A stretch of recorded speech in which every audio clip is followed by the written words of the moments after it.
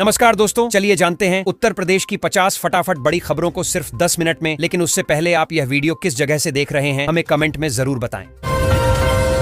Uttar Pradesh board ने शैक्षणिक सत्र 2026 से कक्षा 9 और 11 में व्यावसायिक शिक्षा को अनिवार्य करने का निर्णय लिया है। इसका उद्देश्य छात्रों को प्रारंभिक स्तर से ही रोजगारोन्मुखी बनाना है। IT, electronics, health care, beauty wellness जैसे विषय शामिल होंगे। इससे स्कूली शिक्षा का सीधा संबंध भविष्य की नौकरी से जुड़ेगा। लखनऊ में सार्वजनिक परिवहन को आधुनिक बनाने के लिए अशोक लेलैंड की डबल डेकर इलेक्ट्रिक बसें शुरू की जा रही हैं। ये बसें पर्यावरण के अनुकूल होंगी और एक साथ अधिक यात्रियों को ले जाने में सक्षम होंगी। सरकार का मानना है कि इससे ट्रैफिक दबाव कम होगा और प्रदूषण नियंत्रण में मदद मिलेगी। जेवर एयरपोर्ट के पास 100 एकड़ भूमि को सेमीकंडक्टर हब के रूप में विकसित करने की योजना बनाई गई है। यह कदम उत्तर प्रदेश को हाईटेक मैन्युफैक्चरिंग का बड़ा केंद्र बनाने की दिशा में अहम माना जा रहा है। इससे निवेश बढ़ेगा, स्थानीय युवाओं को रोजगार मिलेगा और तकनीकी आत्मनिर्भरता को मजबूती मिलेगी। PM कुसुम योजना के तहत उत्तर प्रदेश सरकार ने राज्य में 2000 मेगावाट अतिरिक्त सौर ऊर्जा उत्पादन का लक्ष्य तय किया है। इस योजना से किसानों को सस्ती बिजली मिलेगी और सिंचाई लागत घटेगी। साथ ही नवीकरणीय ऊर्जा को बढ़ावा देकर कार्बन उत्सर्जन कम करने में भी सहायता मिलेगी। लखनऊ की वृंदावन योजना सेक्टर 15 में IT प्लॉट्स की नीलामी 30 जनवरी 2026 को आयोजित की जाएगी। आवास विकास परिषद का उद्देश्य IT कंपनियों को आकर्षित करना है। इससे तकनीकी निवेश बढ़ेगा, रोजगार के अवसर सृजित होंगे और लखनऊ को IT हब के रूप में विकसित करने में मदद मिलेगी। लखीमपुर खीरी में प्रस्तावित शिव मंदिर कॉरिडोर परियोजना के अंतर्गत श्रद्धालुओं के लिए हाईटेक लॉकर रूम बनाने की मंजूरी दी गई है। इससे भक्तों को सुरक्षित और सुविधाजनक व्यवस्था मिलेगी। प्रशासन का कहना है कि इससे धार्मिक पर्यटन को बढ़ावा मिलेगा और मंदिर परिसर की व्यवस्थाएं आधुनिक होंगी। उत्तर प्रदेश ने अपना अलग state smart city fund launch कर देश में पहली बार यह पहल की है। इस फंड से शहरों में डिजिटल इंफ्रास्ट्रक्चर, ट्रैफिक मैनेजमेंट और नागरिक सुविधाओं को बेहतर बनाया जाएगा। राज्य सरकार का उद्देश्य केंद्र पर निर्भरता कम कर शहरी विकास को तेज गति देना है। बदायूं की सिविल लाइंस आवासीय योजना में भूखंड पंजीकरण प्रक्रिया को सरल बनाने के निर्देश जारी किए गए हैं। आवास विकास परिषद ने ऑनलाइन प्रक्रिया को और पारदर्शी बनाने पर जोर दिया है। इससे आम नागरिकों को राहत मिलेगी और समय पर आवास उपलब्ध कराने की प्रक्रिया तेज होगी। ग्रामीण विकास से जुड़े VBGRAMG बिल को मुख्यमंत्री योगी आदित्यनाथ ने सराहा है। उन्होंने संबंधित विभागों को इसके शीघ्र क्रियान्वयन के निर्देश दिए हैं। इस बिल का उद्देश्य गांवों में बुनियादी सुविधाओं, रोजगार और स्थानीय अर्थव्यवस्था को सशक्त बनाना है। इन्वेस्ट यूपी के माध्यम से महिला उद्यमियों को MSME सेक्टर में 15% अतिरिक्त सब्सिडी देने की योजना को मंजूरी दी गई है। इससे महिलाओं को स्वरोजगार के लिए प्रोत्साहन मिलेगा। सरकार का मानना है कि इससे महिला सशक्तिकरण को बढ़ावा मिलेगा और राज्य की आर्थिक गतिविधियां मजबूत होंगी। उत्तर प्रदेश में नई ग्रीन एनर्जी नीति के तहत उद्योगों को बिजली शुल्क में विशेष छूट देने की तैयारी है। इस नीति का उद्देश्य स्वच्छ ऊर्जा को अपनाने के लिए उद्योगों को प्रोत्साहित करना है। इससे उत्पादन लागत घटेगी, निवेश बढ़ेगा और पर्यावरण संरक्षण के लक्ष्य को मजबूती मिलेगी। राज्य सरकार ने दिव्यांग व्यक्तियों के विवाह प्रोत्साहन पुरस्कार योजना के बजट में बढ़ोतरी की है। इस फैसले से पात्र लाभार्थियों को अधिक आर्थिक सहायता मिलेगी। सामाजिक न्याय विभाग का कहना है कि यह कदम दिव्यांगजनों के सामाजिक समावेशन और आत्मनिर्भरता को बढ़ावा देगा। निर्माण श्रमिकों के बच्चों की शिक्षा के लिए आवासीय विद्यालय योजना के तहत नए हॉस्टलों का निर्माण तेज कर दिया गया है। सरकार का लक्ष्य है कि श्रमिक परिवारों के बच्चों को सुरक्षित आवास और गुणवत्तापूर्ण शिक्षा मिले। इससे बाल श्रम पर रोक लगेगी और भविष्य बेहतर होगा। ग्रामीण क्षेत्रों में शिक्षा को डिजिटल रूप से सशक्त बनाने के लिए उत्तर प्रदेश में 500 नई डिजिटल लाइब्रेरी खोलने का लक्ष्य रखा गया है। इन लाइब्रेरी में ऑनलाइन किताबें, प्रतियोगी परीक्षाओं की सामग्री और ई-लर्निंग सुविधाएं उपलब्ध होंगी, जिससे ग्रामीण युवाओं को शैक्षणिक लाभ मिलेगा।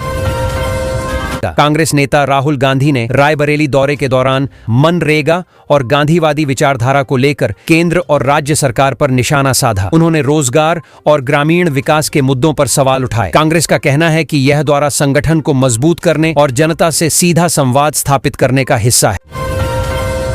भारतीय जनता पार्टी के नए राष्ट्रीय अध्यक्ष नितिन नबीन ने संगठन विस्तार के तहत उत्तर प्रदेश के कई नेताओं को नई जिम्मेदारियां सौंपी हैं। आगामी चुनावों को ध्यान में रखते हुए यह बदलाव किया गया है। पार्टी का उद्देश्य जमीनी स्तर पर संगठन को मजबूत कर चुनावी रणनीति को धार देना है। इलाहाबाद हाई कोर्ट ने प्रशासनिक सुधार के तहत संभल के मुख्य न्यायिक मजिस्ट्रेट सहित 14 न्यायिक अधिकारियों का स्थानांतरण किया है। यह निर्णय न्यायिक कार्यों में पारदर्शिता और संतुलन बनाए रखने के उद्देश्य से लिया गया है। संबंधित अधिकारियों को नई तैनाती स्थलों पर शीघ्र कार्यभार ग्रहण करने के निर्देश दिए गए। अलीगढ़ जहरीली शराब कांड के मुख्य सप्लायर को अदालत ने 10 साल की सख्त सजा और जुर्माना लगाया है। कोर्ट ने इसे गंभीर अपराध मानते हुए कड़ा संदेश दिया है। प्रशासन का कहना है कि अवैध शराब के खिलाफ अभियान जारी रहेगा और दोषियों को किसी भी सूरत में बख्शा नहीं जाएगा। उत्तर प्रदेश बोर्ड सचिव ने बताया कि पाठ्यक्रम में स्किल डेवलपमेंट को ध्यान में रखते हुए नए विषय जोड़े गए हैं। आईटी, इलेक्ट्रॉनिक्स और ब्यूटी वेलनेस जैसे कोर्स छात्रों को व्यावहारिक ज्ञान देंगे। इससे शिक्षा और रोजगार के बीच की दूरी कम होगी और छात्र आत्मनिर्भर बन सकेंगे। आगरा में पर्यटन को बढ़ावा देने के लिए नए सेल्फी पॉइंट और फोटोग्राफी पार्कों के सौंदर्यीकरण का कार्य शुरू किया गया है। इन स्थलों को आधुनिक और आकर्षक रूप दिया जा रहा है। पर्यटन विभाग का मानना है कि इससे घरेलू और विदेशी पर्यटकों की संख्या में बढ़ोतरी होगी। मौसम विभाग ने 22 से 24 जनवरी के बीच पश्चिमी और पूर्वी उत्तर प्रदेश में तेज आंधी और बारिश का अलर्ट जारी किया है। किसानों और आम जनता को सतर्क रहने की सलाह दी गई है। प्रशासन ने आपदा प्रबंधन टीमों को अलर्ट मोड पर रखा है ताकि किसी भी स्थिति से निपटा जा सके। प्रदेश के अधिकांश जिलों में आज सुबह घना कोहरा और कड़ाके की ठंड दर्ज की गई। शीतलहर के कारण जनजीवन प्रभावित हुआ है। प्रशासन ने स्कूलों और अस्पतालों में विशेष सावधानी बरतने के निर्देश दिए हैं और लोगों से अनावश्यक यात्रा से बचने की अपील की गई है। वाराणसी और प्रयागराज में गंगा नदी की सफाई के लिए स्मार्ट ड्रेनेज मॉनिटरिंग सिस्टम लगाए गए हैं। इस तकनीक से गंदे नालों की निगरानी रियल टाइम में की जा सकेगी। सरकार का उद्देश्य गंगा को प्रदूषण मुक्त बनाना और जल गुणवत्ता में सुधार करना है। कानपुर में स्ट्रीट वेंडर्स की समस्याओं को लेकर नगर निगम ने विशेष बैठक आयोजित की। बैठक में लाइसेंस, स्थान और सुविधाओं से जुड़े मुद्दों पर चर्चा हुई। नगर निगम ने वेंडर्स को समाधान का आश्वासन दिया और कहा कि आजीविका और व्यवस्था के बीच संतुलन बनाए रखा जाएगा।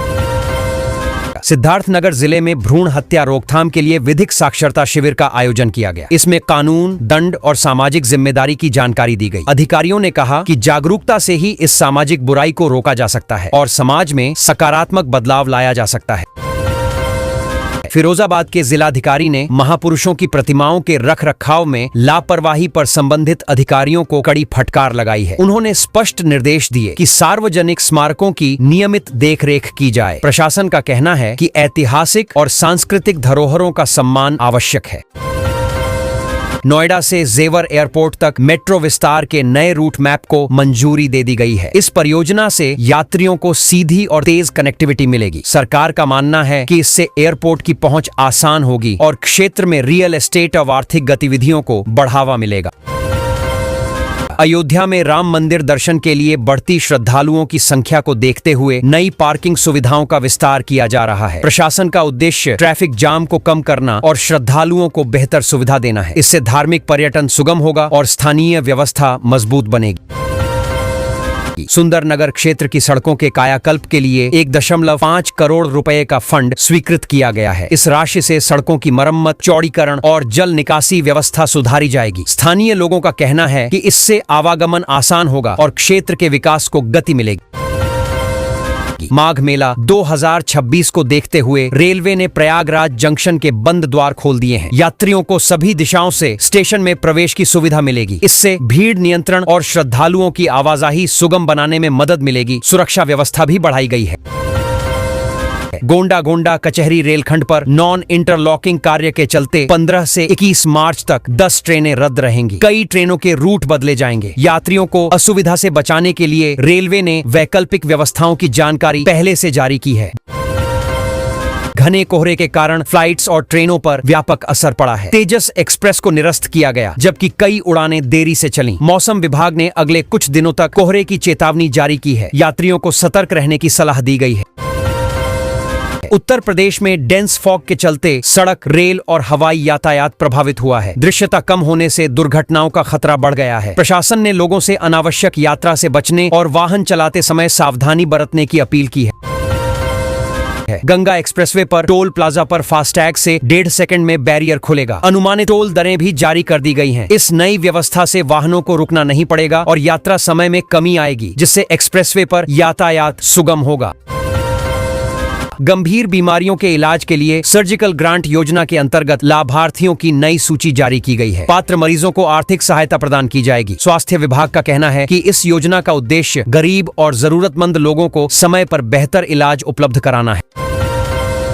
विश्वकर्मा श्रम सम्मान योजना के तहत उत्तर प्रदेश में 925 कारीगरों को आधुनिक तकनीक और हुनर की ट्रेनिंग दी जाएगी। सरकार का उद्देश्य पारंपरिक कामगारों को आत्मनिर्भर बनाना है। प्रशिक्षण के साथ टूल किट और आर्थिक सहायता भी दी जाएगी, जिससे गांव की महिलाएं और युवक रोजगार से जुड़ सकें। कुशीनगर जिले में 283.64 लाख रुपए की लागत से नया बस स्टेशन बनाया जाएगा। शासन से मंजूरी मिलने के बाद पहली किस्त के रूप में 1 करोड़ रुपए जारी कर दिए गए हैं। इससे यात्रियों को बेहतर सुविधाएं मिलेंगी और स्थानीय रोजगार को भी बढ़ावा मिलेगा। योगी सरकार द्वारा आयोजित AI led innovation and capacity building conference के जरिए आर्टिफिशियल इंटेलिजेंस आधारित नवाचार को बढ़ावा दिया जाएगा। इसका उद्देश्य युवाओं, स्टार्टअप्स और सरकारी विभागों में तकनीकी क्षमता विकसित करना है, जिससे शासन व्यवस्था और सेवाएं अधिक प्रभावी बन सकें। इजराइल से जापान तक रोजगार के नए अवसर खोलने में उत्तर प्रदेश सरकार मददगार बनी है। स्किल डेवलपमेंट और विदेशी प्लेसमेंट योजनाओं के तहत युवाओं को ट्रेनिंग दी जा रही है, जिससे उन्हें अंतर्राष्ट्रीय स्तर पर नौकरी मिल सके और राज्य में रोजगार का दायरा बढ़े। मोदी सरकार के बजट 2026 में छात्रों के लिए शिक्षा के साथ रोजगार पर फोकस किया गया है। नए कोर्स, स्किल ट्रेनिंग और इंडस्ट्री लिंक्ड प्रोग्राम शुरू किए जाने की संभावना है। इसका उद्देश्य युवाओं को पढ़ाई के साथ व्यावहारिक अनुभव देकर नौकरी योग्य बनाना है। सेटकॉन 2026 के आयोजन से भारत की शुद्ध और प्रमाणित शाकाहारी फूड सिस्टम में वैश्विक भूमिका और मजबूत हुई है। इस सम्मेलन में टिकाऊ कृषि, फूड सेफ्टी और निर्यात बढ़ाने पर चर्चा हुई, जिससे भारतीय खाद्य उद्योग को अंतर्राष्ट्रीय पहचान मिलने की उम्मीद है। कानपुर मंडी में 19 जनवरी 2026 को गेहूं, दाल और अन्य अनाज के भाव में हलचल देखी गई। किसानों को कुछ फसलों में बेहतर दाम मिले, जबकि कुछ उत्पादों के रेट स्थिर रहे। सोने के ताजा भाव भी जारी किए गए, जिससे व्यापारियों में सक्रियता बढ़ी। यूरिया खाद की किल्लत के कारण किसानों की भारी भीड़ उमड़ पड़ी। खाद वितरण केंद्रों पर स्थिति संभालने के लिए पुलिस बुलानी पड़ी। किसानों का कहना है कि समय पर खाद नहीं मिलने से फसल प्रभावित हो सकती है, जबकि प्रशासन आपूर्ति सुधारने का दावा कर रहा है। भाव नहीं मिलने से परेशान किसानों ने 300 क्विंटल आलू कचरे में फेंक दिए। उनका कहना है कि आलू की कीमत इतनी कम है कि कोल्ड स्टोरेज का किराया निकालना भी मुश्किल हो गया। किसानों ने सरकार से न्यूनतम समर्थन मूल्य तय करने की मांग की है। यूपी में बिजली उपभोक्ताओं के लिए नई व्यवस्था लागू की गई है। अब मीटर रीडिंग के समय ही उपभोक्ता को OTS योजना की पात्रता की जानकारी मिल सकेगी। इसके लिए बिलिंग ऐप में नया सॉफ्टवेयर अपलोड किया गया है, जिससे उपभोक्ताओं को तत्काल लाभ की जानकारी मिलेगी। योगी सरकार ने प्रदेश में गरीबी उन्मूलन के लिए जीरो पॉवर्टी मिशन की शुरुआत की है। इस योजना के तहत लगभग 3 करोड़ महिलाओं को प्रत्यक्ष लाभ दिया जाएगा। सरकार का उद्देश्य महिलाओं को आर्थिक रूप से सशक्त बनाना है, जिससे वे आत्मनिर्भर बन सकें और परिवार की आय बढ़ाने में महत्वपूर्ण भूमिका निभा सकें। मुख्यमंत्री योगी आदित्यनाथ ने प्रधानमंत्री आवास योजना के तहत 2 लाख परिवारों को 1-1 लाख रुपए की किस्त सीधे खातों में ट्रांसफर की। इस सहायता से लाभार्थियों के घर निर्माण को गति मिलेगी। राशि मिलने से जरूरतमंद परिवारों में खुशी देखी गई और आवासीय सुरक्षा का सपना साकार होता नजर आया। यूपी पंचायत चुनाव से पहले गांवों में विशेष प्रशासनिक अभियान चलाया जा रहा है। एक जिले में सभी पंचायत सचिवों को निर्देश दिए गए हैं कि वे योजनाओं की प्रगति, अभिलेखों की जांच और जन समस्याओं का त्वरित निस्तारण सुनिश्चित करें, ताकि चुनाव से पहले शासन की योजनाएं जमीनी स्तर पर प्रभावी दिख सकें। बेसिक शिक्षा परिषद के अंतर्गत कार्यरत 2 शिक्षकों को खंड शिक्षा अधिकारी पद पर पदोन्नति देने के निर्देश जारी किए गए हैं। यह प्रमोशन न्यायालय के आदेश के अनुपालन में किया गया। बेसिक शिक्षा निदेशक ने आदेश जारी कर कहा कि प्रक्रिया पारदर्शी ढंग से पूरी की जाए। उत्तर प्रदेश सरकार ने गोवंश के पौष्टिक आहार के लिए ग्रीन रोड मैप तैयार किया है। इसके अंतर्गत चारे के उत्पादन को बढ़ावा दिया जाएगा। हरदोई और सुल्तानपुर जिले उत्पादन में अग्रणी रहे हैं। सरकार का उद्देश्य गोवंश संरक्षण के साथ दुग्ध उत्पादन क्षमता में सुधार करना है। योगी आदित्यनाथ ने कहा कि बेहतर तकनीक के उपयोग से समाज के अंतिम पायदान पर खड़े व्यक्ति तक बेहतर इलाज पहुंचाया जा सकता है। सरकार स्वास्थ्य सुविधाओं को आधुनिक बनाने पर लगातार काम कर रही है ताकि गरीब और दूर दराज क्षेत्रों में रहने वाले लोगों को भी गुणवत्तापूर्ण चिकित्सा सुविधा मिल सके। उप मुख्यमंत्री ब्रजेश पाठक ने कहा कि मजबूत हेल्थ सेक्टर विकसित भारत के सपने को साकार करने में अहम भूमिका निभाएगा। प्रदेश में अस्पतालों, मेडिकल कॉलेजों और आधुनिक स्वास्थ्य सुविधाओं का विस्तार किया जा रहा है, जिससे आम नागरिकों को बेहतर इलाज और समय पर स्वास्थ्य सेवाएं उपलब्ध